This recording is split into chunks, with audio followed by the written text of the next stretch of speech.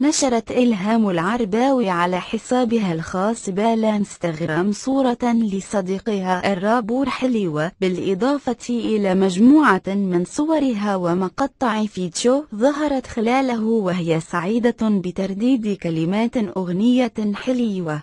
وظهرت ابنة الفنان الشعبي عبد العزيز الستات في الفيديو وهي منسجمة مع أغنية صديقها حليوة، وهو ما جعل العديد من متابعيها يتفاعلون بكثافة معبرين عن إعجابهم بمضمون الفيديو. من جهة أخرى، استغل آخرون الفرصة وعبروا عن إعجابهم بإلهام، موضحين بأنها جميلة، في حين طالبها آخرون بالكشف عن تفاصيل العلاقة بينها وبين حليوة.